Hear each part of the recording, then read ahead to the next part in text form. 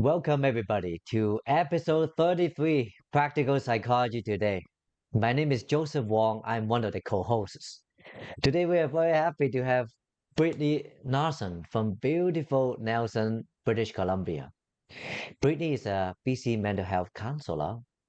She's very passionate about neurodivergence. In fact, you might already watch our YouTube series on neurodivergence, parenting. So, Brittney, welcome today here. Thanks for having me back, Joseph. So, Brittany, you have a very important topic to talk about today. Tell us more about it. Yeah, so we're going to talk about planning for the transition into becoming parents. Okay. Um, so essentially, before a baby's born, we plan a lot for the birth. Okay. Um, and I wish someone had told me before I became a parent that it's not just the birth plan and the baby gear, but the real Yeah. stuff, sort of the identity stuff and the relationship stuff and the who am I now and why do I feel this way kind of stuff. And also how labor is divided up in the home because it starts to shift. And sometimes we don't even notice those shifts happening until everyone's miserable. Oh, Brittany, I'm very excited to hear about this and learn about this because women's health and also the post pregnancy mental health is a huge topic. People seeking help from counseling, psychology every single day. Yes. And so my hope is that in talking about this, that people will seek help sooner, maybe even before the baby's born, so they can set themselves up for success. So, Brittany, here, when we think about the pregnancy process, I guess there's a few timelines here. The couple is planning about this process before any pregnancy, trying for baby and all that. Hmm. And then the pregnancy stage, Yeah, and which then has the its own childbirth, stages as well. and then after that. So which one would you want to talk about first? Ooh, well, let's start with planning to have a family, which not everyone has the opportunity to have this conversation. Sometimes life happens and pregnancy happens before conversations. But in a hypothetical scenario where you are with your partner for a while and you just make the decision that you want to have a child, I would say the very first thing to talk about is values.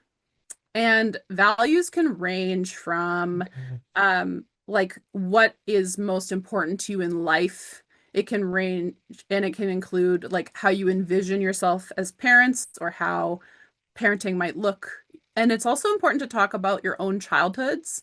Not, you don't have to go into massive detail, but sort of what parenting looked like when you were a child, because what often can happen in people's parenting journey is they naturally reach for parenting strategies that were used with them, which sometimes were not effective or helpful, and just to see where everybody's starting out at and to see if your values in relation to becoming parents are kind of aligned with each other.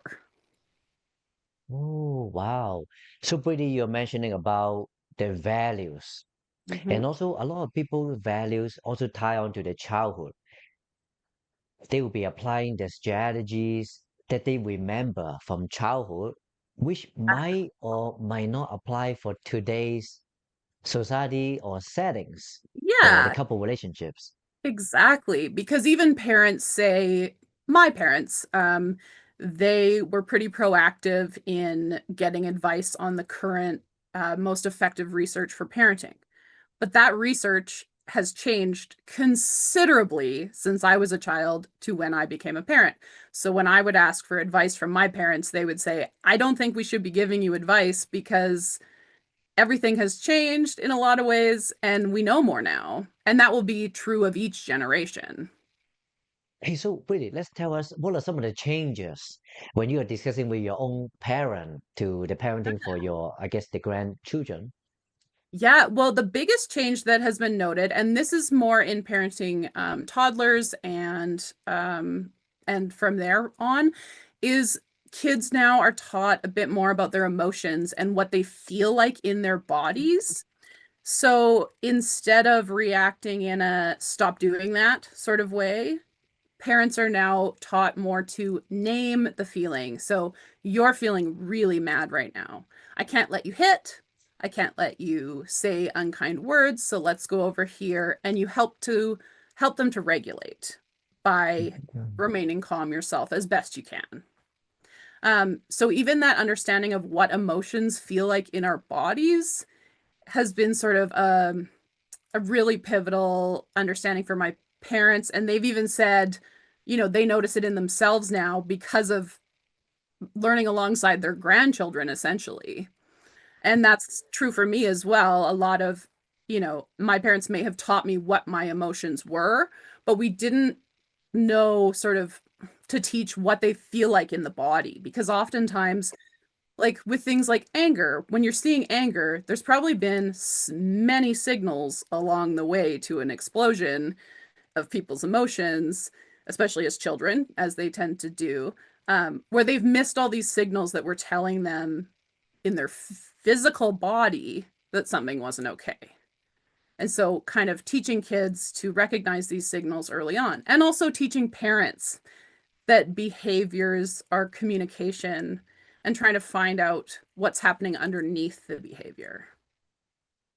So I would say Mm. that, like, from my parents' perspective, that has been the biggest shift from my childhood to now. There's a big change. Buddy, you mentioned about the older generation at that time, the circumstance. It's Yeah, very focused on about behavior control. Stop, stop, stop. And yeah, now it's more about not just the behavior, but the functions behind the behavior, yeah. naming the emotions, the root cause of the issue.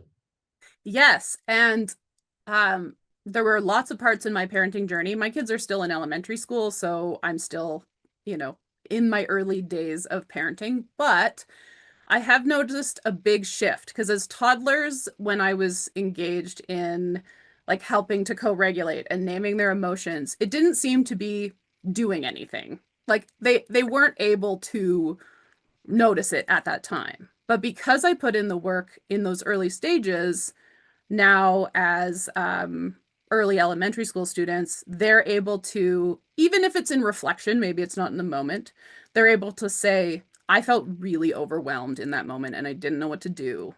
And Mhm. anger, and yeah, I felt mad. But what I actually felt was overwhelmed. So even though they can't do it as well in the moment, we're starting to get to a place where reflection on what was happening, um, they're Mm. more aware and they're able to understand it. And therefore, they don't feel as much shame because they understand it. Or that's the Wow. hope anyway. I guess time will tell. And thank you, Brittany, here. It looks like here you're mentioning quite a fundamental psychology tools. You are teaching children a tool. At that time, they don't seem to see the benefits yet because the benefits will come long term later. It sort of reminds me when I was a child many decades ago, my mom bring me to swimming lessons. At the time when I was very young, I don't understand what's going on. It was really cold, it's uncomfortable, but later on, I really appreciate the benefits that comes later, maybe after a decade at least. Yes, exactly. That is such a great example because in the moment to your mom, it probably felt like, why am I doing this? What is the purpose of this? But it got you comfortable in the water. And slowly over time, you learn if I move my body, it doesn't feel as cold. And I get used to being splashed in the face and can wipe it off. Like there's all these skills that you're learning over time, even though in the moment, it doesn't look like it to your parent. Yeah. Wow. So Yeah. Brittany, here, there's a lot here. Okay, so I have a question first. Because even for myself, the counseling, my clinics counseling, even the past week, there's a few cases, people coming in a relationship about the planning stage of pregnancy. Yeah. One person want to have kids and one person do not want Mm. couple counseling. Okay. What is your input and idea about that? Yeah, sorry, they both like one wants kids and one doesn't. Exactly. There's a very common. Yeah. And so that is a very important value to consider. Um, and some people, it'll be the way like where some people want one kid and some people would like four kids. And it can be hard to like compromise. And so that's why it's important to have these conversations before becoming parents, because if someone doesn't want to be a parent, then they probably shouldn't be a parent. They shouldn't be talked into it. It's their consent and their like what they want from their lives. So if two people want considerably different things for their lives, like to Yeah. be a parent or not to be a parent is pretty considerable differences. Okay. Um, Mhm. that no one should be sort of forced into that if they don't want to be a parent, because being a parent is a lifelong responsibility. Like, yes, children grow up, they become adults, they need less from you, but you will always be a parent once you're a parent. Mm. So, in that case, getting on the same page is really important. Yeah, pretty, because in a lot of these cases, in this relationship, one person want children, one person don't. They may be coming for counseling this year, next year come again, and one person who want children, they are kind of still waiting. Yes. And And then so, after a while, they said, my timeline is coming up. I have to freeze my eggs, IVF, and all that. yeah. Yeah, exactly. So there's different ways of compromising. Um, but the most important part is communication. So I think Yeah. like after having a conversation about values and sort of your life goals, having learning communication skills early on as a couple is hugely impactful to your relationship with each other, to your relationship with your children, to your children's ability to communicate in the future.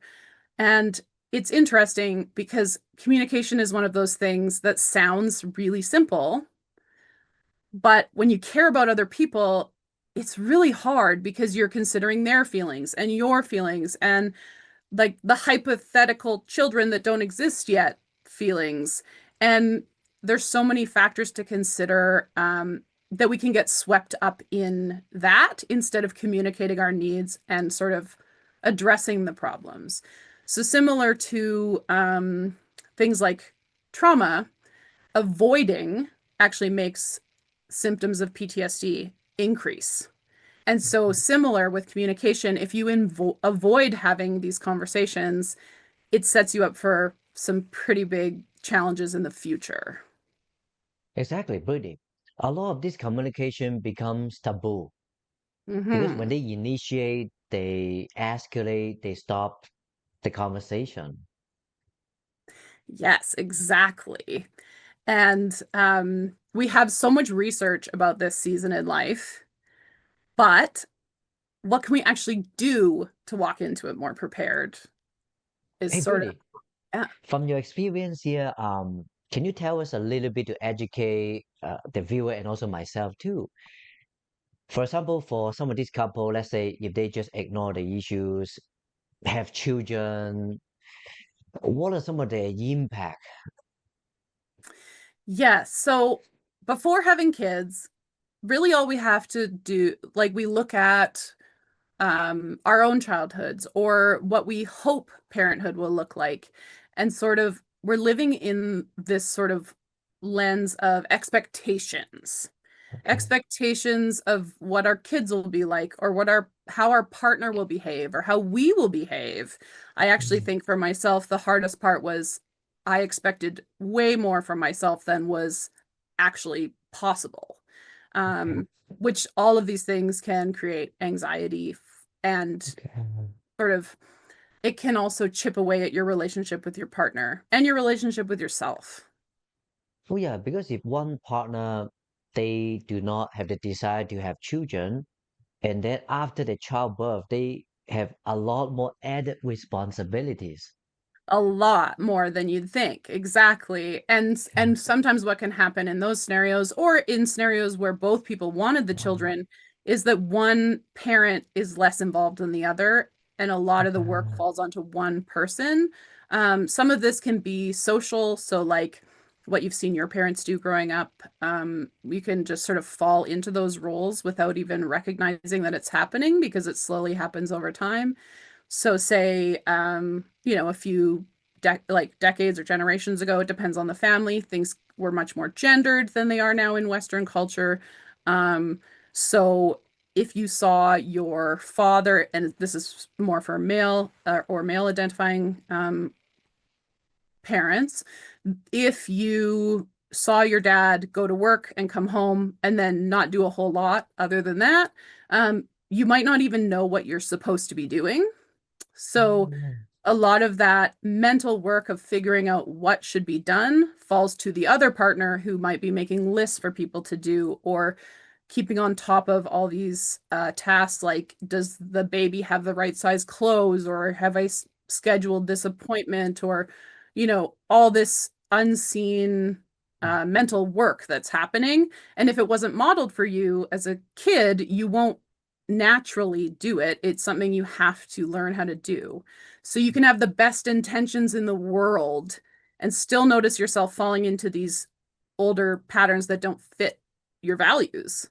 And so when you're not acting in alignment with your values, then you can either feel bad about yourself or you might project it outwards onto your partner.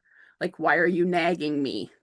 That's a common phrase that you hear you can, like, yeah, or people feel that in relationships, and nobody wants to feel that on either end.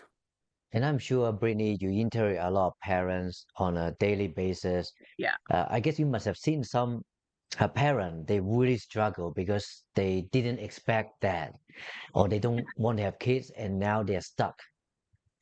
Yes, exactly. And now it's like, who am I? What is my relationship with my partner? What does that say about me as a parent that this is much harder than I had anticipated? Um, and nowadays, in general, both parents are working because of the cost of living. So then whose responsibility is it to do all these things that used to take place while the kids were at school or at home during the day? Um, so often what ends up happening is one partner is working full time and then coming home and assuming those roles. And it can feel quite hard to manage because um, in the past, women's labor was seen as less valuable. But what we're realizing through the research is that it was incredibly valuable. And the sort of home economics of making a home run smoothly takes a ton of effort and skill. Yeah. So pretty here because in our society, both genders are working. Can you tell us a little bit about the current state of childcare, daycare, so the viewer can get educated because we know these things can change the cost, the availability, and maybe just speaking with your community first and Nelson, BC. Yes, so I live in a small city in British Columbia where it's very hard to find childcare. There's a lot of efforts to increase availability, but it's not fast enough for the population that we have. We've had a lot of babies born in the last decade plus, and it's continuing. So actually, one of the reasons why I pivoted from being a teacher into mental health care was because I couldn't get enough childcare to work full time or even part time because it was hard to make it all work. Daycares sometimes end before the workday ends, and Mm. there's so many different factors. It's also quite expensive unless you have a subsidy, and the list goes on and on and on. But there are many, many challenges to Okay. accessing childcare. Um, and this puts a lot of stress on families, no matter what the dynamic is. It can become really stressful. And my understanding is that this is the problem across the country. I see. So pretty here. Let's give us an example here. Let's say uh, two spouses both have full-time jobs, and next week there's a baby comes for magical reasons, okay? And what are the options in Nelson, BC for the child caring? Let's say they both work 9 to 5 to be simple, okay? Mm-hmm. So you would have to plan, or you'd have to get on a wait list like as soon as you find out you're pregnant. So this Okay, wait is miracle for where? baby, at all the daycares you can think of. But you Okay, I also have to do see. the research to find out what the daycares are available, which ones Oh, allow subsidies, which ones are in-home daycares. oh wow, okay. There's tons of different options. Oh, so And there are many, many different type of daycares here, okay? yes, and in my Okay. area, there's actually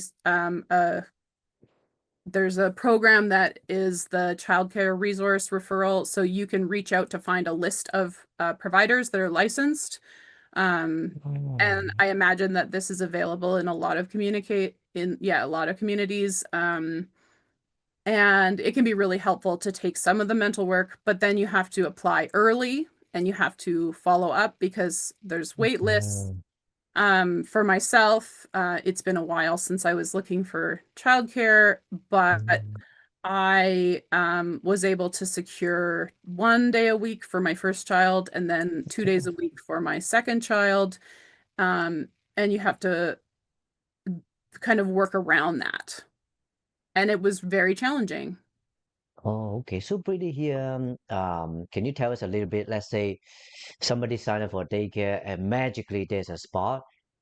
Do the parents just drop off the child in the daycare and then pick them up later? And what are the opening hours for these daycare facilities?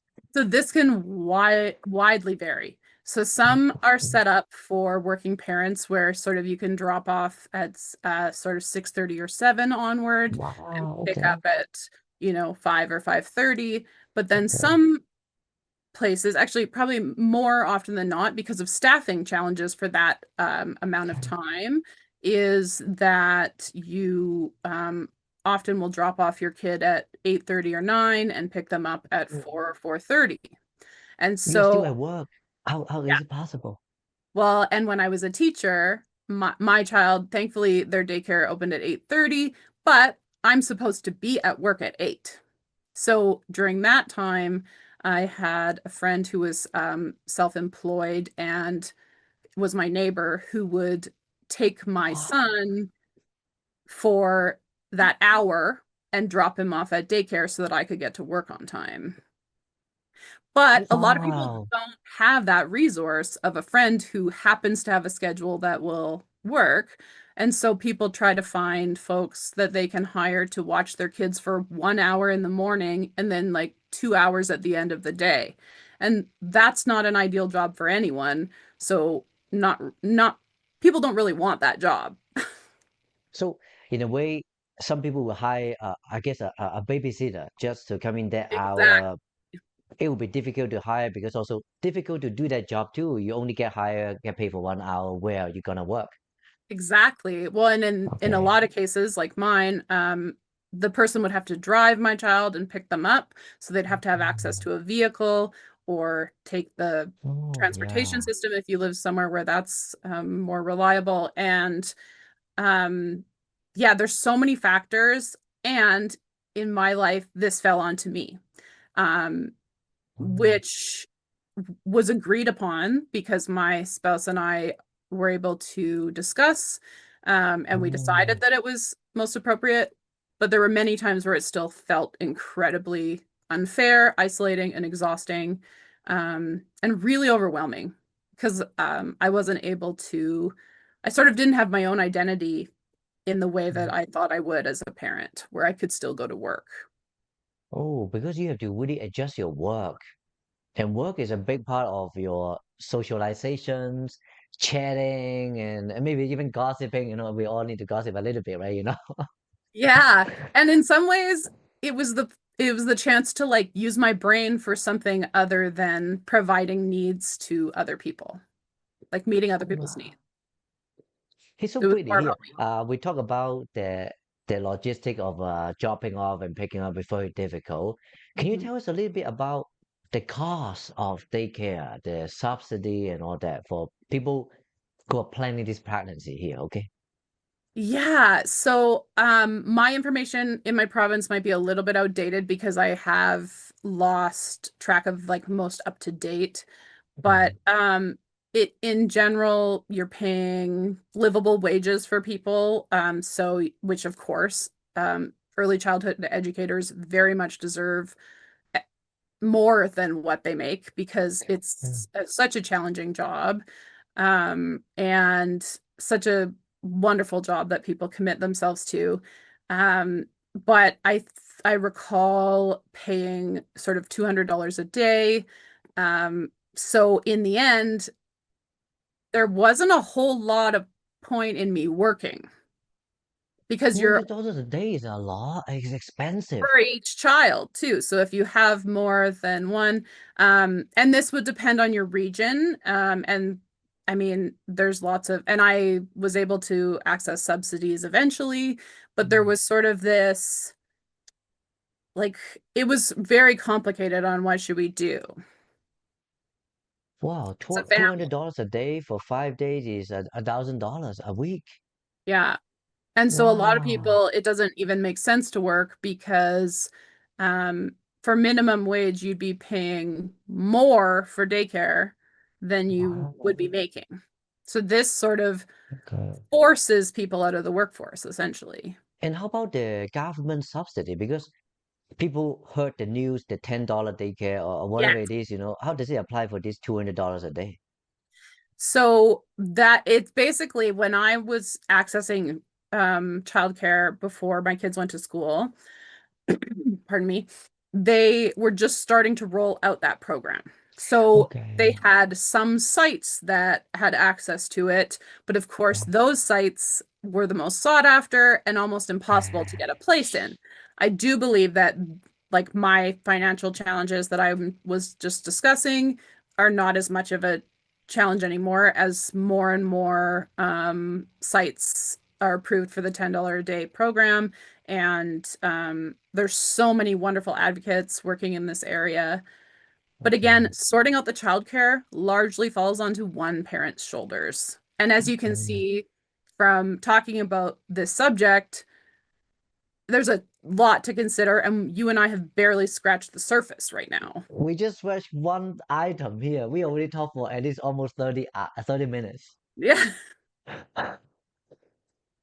Yeah. And I don't even have the like most recent information on it, but this is how stressful it was and how much of it has stayed in my memory, even though I don't need to hold on to it anymore. But I can even feel in my Wow. body, I feel physically activated talking about it because it was such a stressful time in my life. Because not only are you not sleeping very well because people wake up, the kids wake up in the night, and you just don't have enough energy to get through the day and all the things that need doing to function. Now you have this task of sorting out all this information and trying to make it work and adjusting your schedules. And I mean, work often can't accommodate your childcare hours. And I had to start Oh. substitute teaching instead of having a permanent position. And but then sometimes I wouldn't get called on the days where my kids were at school. So then I paid for daycare but wasn't working. So it became, as you can see, and this is just my specific example, there's a lot of people whose circumstances were much harder than mine. Oh yeah. And Brittany here, it also ties on to what we talked about at the beginning. The two people's values and Hmm. also two people the different ways of working these logistical issues based on their own memory of their childhood and parenting. Yes. Yes. So I had very organized parents, Okay. which, Oh, I mean, that's just luck of the draw, right? So I had all of these skills that were completely overwhelming for my partner. So we decided that it would be something that I managed because I had better organizational skills first, like the paperwork okay. side of things and Okay. making phone calls side of things. But we had the conversation. So that's the, like, that was such an important part about me not becoming resentful, um, was talking it through and feeling heard. and appreciated. And there's so much that can happen in relationships where it starts to feel like you're scorekeeping. Um, Ah, and it's like, well, I did this, so you did that, and it all has to be even. But things can never be exactly 50-50. Sometimes they're going to be okay. 60-40, sometimes they're going to be 80-20. But what you have to do is communicate, because if someone doesn't feel appreciated or seen or heard, or like you understand their side of what's happening, you're not going to get anywhere, and resentment will grow. Oh, there's a lot about these values and teamwork with different sort of experience capabilities. Because on one side, you're very organized, but still the workload is a lot. It On the is. other hand, for the partner here, they will be feeling scared because they are not used to doing this logistical planning. It Mm-hmm. was tough for both people in this team. Exactly. Exactly. And the awareness of each other's experience is such an important part, because my partner and I have similar values. And we have, I mean, largely due to who I am and the profession that I'm now in, is we have a lot of conversations to make sure we're on the same page, because we found a lot of our challenges as parents and new parents was coming from making assumptions. I assumed you would do that. I assumed you were on top of that. I assumed you would help me with this. I assume, it just goes on and on and on. And this is in all relationships. I mean, you don't have to even have kids to have this challenge. Um, it's about living with someone else and organizing your life with someone else. And if you're not communicating or sort of trying to work in a like as a team, then the scorekeeping can begin, which is never going to work. It's, yeah, you said this and I said that, and it just goes back and forth forever.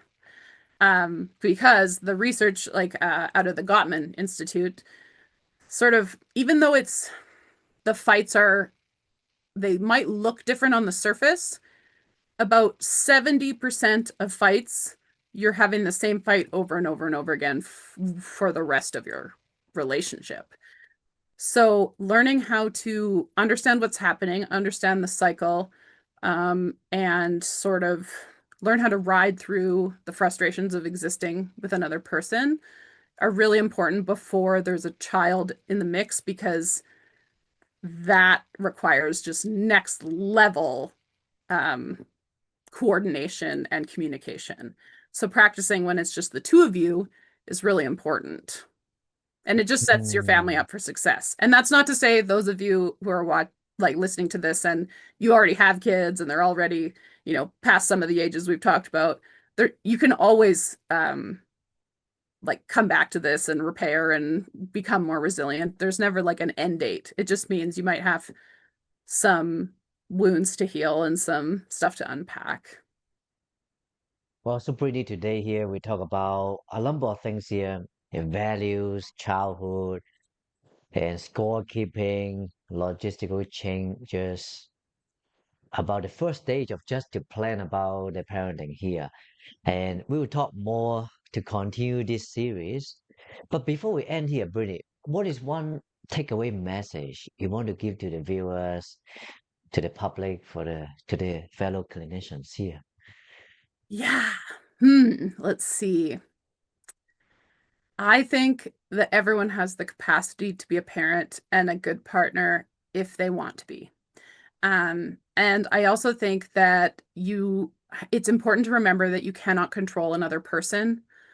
You can control yourself, and that will influence your relationship. It won't change your partner's behavior. That's on them.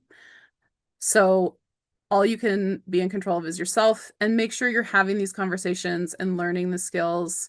And in coming podcast episodes, we'll get into a bit more about some of the communication skills that can be really helpful. So yeah, keep trying, and you've got this. Brittany, thank you for your word of wisdoms and psychology and experience here. So, Mhm. Brittany, we'll say goodbye here and we'll talk soon, okay? All right. Thank Thank you you, so much. Joseph.